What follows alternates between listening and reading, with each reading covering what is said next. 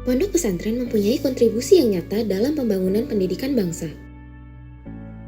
Karena model pembinaan yang diterapkan kaya akan nilai, baik nilai agama maupun nilai-nilai luhur bangsa. Sejarah membuktikan bahwa pondok pesantren mampu melahirkan sejumlah sosok pengusung moderasi Islam yang berlevel nasional dan internasional. Di sisi lain, sejumlah pesantren terindikasi ajaran radikal. Terdapat sejumlah sosok yang terlibat terorisme yang berlatar belakang pesantren. Namun demikian, tidak bisa dikatakan mereka telah merepresentasikan wajah pesantren secara keseluruhan. Masih terdapat ribuan pesantren lainnya yang masih berkarakter moderat, toleran, dan mendukung demokrasi dan NKRI. Melihat fenomena ini, CSRC UIN Jakarta bekerjasama dengan PPIM UIN Jakarta melakukan penelitian tentang resiliensi komunitas pesantren terhadap radikalisme. Penelitian ini bertujuan untuk menghasilkan pengetahuan mengenai tingkat ketahanan atau kerentanan komunitas pesantren terhadap radikalisme dan pembangunan ketahanan komunitas pesantren terhadap radikalisme. Dalam konteks penelitian ini, arti dari radikalisme adalah ideologi dan gerakan yang bertujuan untuk mengubah sistem sosial dan politik yang ada secara radikal dengan sistem yang diyakini lebih ideal, bila perlu menggunakan kekerasan. Sedangkan ekstremisme kekerasan adalah aksi-aksi kekerasan dalam berbagai bentuk yang didorong oleh ideologi politik yang melampaui batas-batas yang diterima umum. Sedangkan kerentanan atau vulnerable adalah faktor-faktor yang dimiliki orang yang membuatnya lebih mudah terlibat dalam ekstremisme kekerasan. Penelitian ini dijalankan menggunakan metode kualitatif terapan dan interpretatif fenomenologi melalui wawancara dan observasi yang menggunakan kuesioner terhadap total 207 narasumber dari 42 pesantren di 8 provinsi.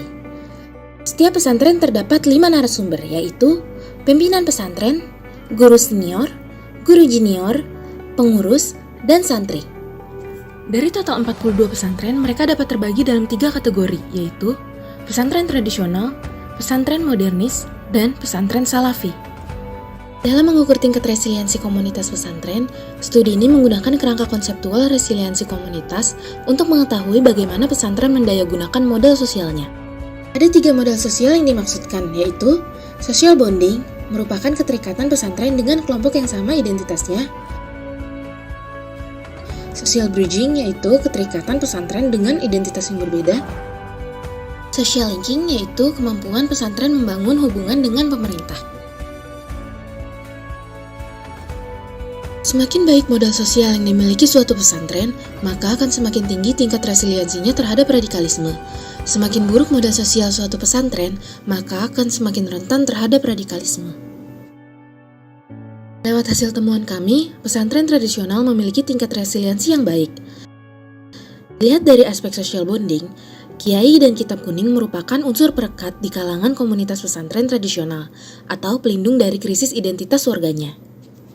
Dalam aspek social bridging, Kiai mencontohkan hubungan baik dengan komunitas non-muslim. Namun, pesantren tradisional cenderung intoleran terhadap kelompok muslim lain dan kelompok minoritas.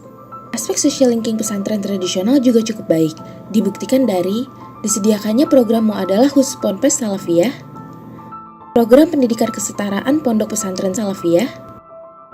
Selain itu, pemerintah juga mengakui model Ma'had Ali dan Tahfizul Quran.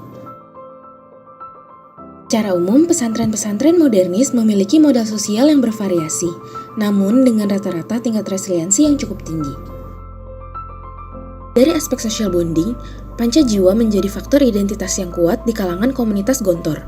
Sedangkan untuk pesantren Muhammadiyah dan pesantren Persis direkatkan dengan nilai-nilai ormas mereka.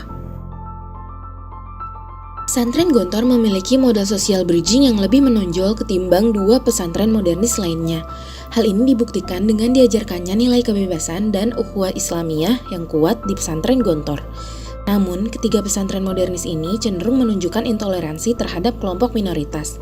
Bahkan pesantren Muhammadiyah dan pesantren Persis ada kecenderungan mendukung ideologi khilafah. Dalam keterhubungannya dengan pemerintah atau social linking melalui jaringan alumninya, pesantren Gontor mendapatkan pengakuan ijazah Gontor oleh Kemenag, yaitu Satuan Muadalah. Pada umumnya, pesantren Salafi memiliki modal sosial yang paling terbatas, sehingga tingkat resiliensinya cukup rendah terhadap radikalisme. Namun, pesantren Salafi Puris memiliki faktor pelindung yang lebih besar karena adanya doktrin anti-bughat, sehingga mereka menolak penegakan khilafah dan masih taat pada pemerintahan yang sah. Guna merawat dan mengembangkan ketahanan jangka panjang, pesantren melakukan 4 strategi pembangunan resiliensi, yaitu: strategi pertama, mencegah kontak dengan pelaku atau jaringan radikal. Strategi kedua, mendelegitimasi ideologi radikal. Strategi ketiga, menghilangkan prasangka kebencian. Strategi keempat, mengatasi isu umat Islam dizolimi. Rekomendasi kami kepada Kementerian Agama, Kementerian Pendidikan dan Kebudayaan, dan BNPT mengenai pembangunan resiliensi di komunitas pesantren adalah melakukan review umum mengenai dampak pengajaran PKN terhadap komitmen kebangsaan dan sikap toleransi para peserta didik di lembaga pendidikan yang diselenggarakan oleh pesantren. Mengevaluasi dan menggali faktor-faktor penyebab dampak positif dan negatif dari aspek materi dan metode pengajaran, serta ketersediaan guru yang berkualitas. Khusus pesantren yang berada di bawah pengawasan BNPT perlu diikutsertakan ke dalam program-program integrasi pendidikan pesantren ke dalam pendidikan agama.